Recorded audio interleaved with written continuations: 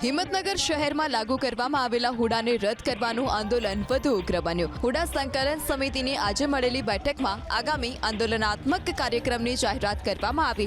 હુડામાં સમાવિષ્ટ 11 ગામના 1000 ખેડૂતો પાક રક્ષણ માટે હથિયાર લાયસન્સની માંગ કરશે। તો 12 ડિસેમ્બરે હિંમતનગર શહેરમાં બંધનું એલાન આપવામાં આવ્યું છે। અગાઉ પણ હિંમતનગર બંધનું એલાન આપવામાં આવ્યું હતું, પરંતુ રાજકીય આગેવાનોની મધ્યસ્થીને લઈ બંધનું એલાન મોકૂફ રાખવામાં આવ્યું હતું। જોકે ત્યારબાદ હુડા રદ નહીં થતા હુડા સંકલન સમિતિએ ફરી એક વખત હિંમતનગર બંધનું એલાન આપ્યું છે। હિંમતનગર શહેરમાં લાગુ કરવામાં આવેલા હુડાને રદ કરવાનું આંદોલન વધુ ઉગ્ર બન્યું। હુડા સંકલન સમિતિની આજે મળેલી બેઠકમાં આગામી આંદોલનાત્મક કાર્યક્રમની જાહેરાત કરવામાં આવી। હુડામાં સમાવિષ્ટ 11 ગામના 1000 ખેડૂતો પાક રક્ષણ માટે હથિયાર લાયસન્સની માંગ કરશે।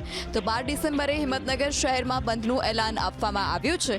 અગાઉ પણ હિંમતનગર બંધનું એલાન આપવામાં આવ્યું હતું, પરંતુ રાજકીય આગેવાનોની મધ્યસ્થીને લઈ બંધનું એલાન મોકૂફ રાખવામાં આવ્યું હતું। જોકે ત્યારબાદ હુડા રદ નહીં થતા હુડા સંકલન સમિતિએ ફરી એક વખત હિંમતનગર બંધનું એલાન આપ્યું છે।